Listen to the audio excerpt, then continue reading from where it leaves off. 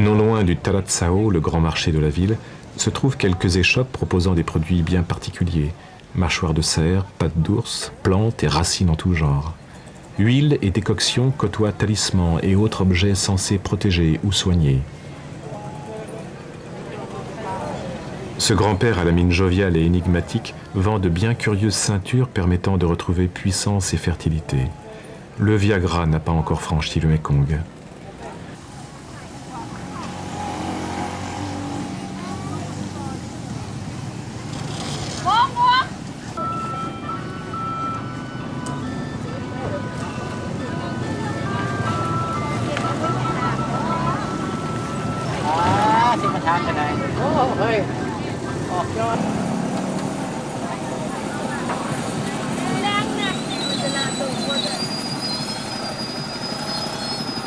Je quitte ce quartier pittoresque du cœur de Vientiane pour parcourir les 3 kilomètres qui me séparent de ma prochaine destination. À l'écart de la ville, entouré de végétation, le Wat Sok Phaluang est ce qu'on appelle un temple forestier. Un moine me guide jusqu'à une maison traditionnelle en bois où sont pratiqués de savants massages.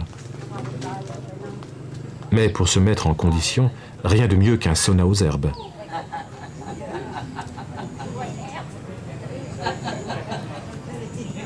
Herbes récoltées dans l'enceinte du temple par les religieuses ou provenant des montagnes, fleurs séchées et écorces d'une vingtaine de variétés constituent le secret des moines dans la préparation de ces effluves aux senteurs si particulières.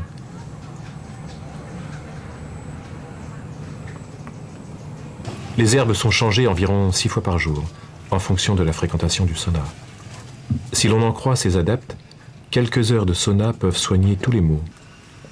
Envoler votre mal de tête, déboucher votre nez, cicatriser vos blessures.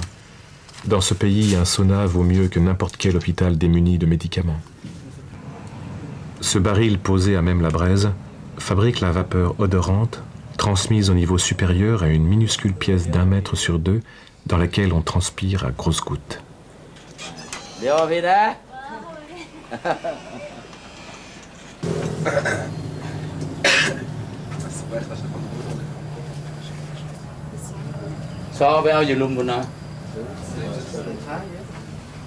Que diriez-vous maintenant d'une séance de massage traditionnel?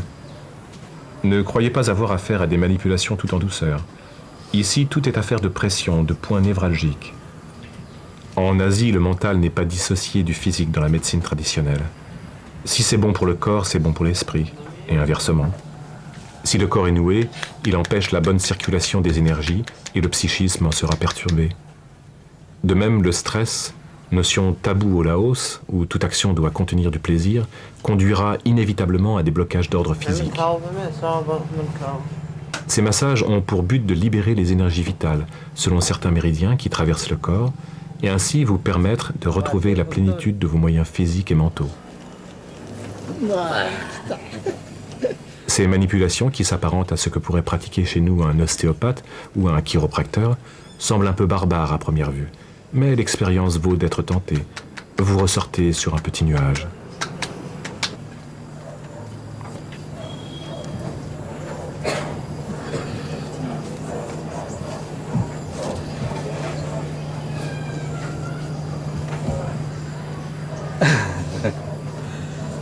Not control.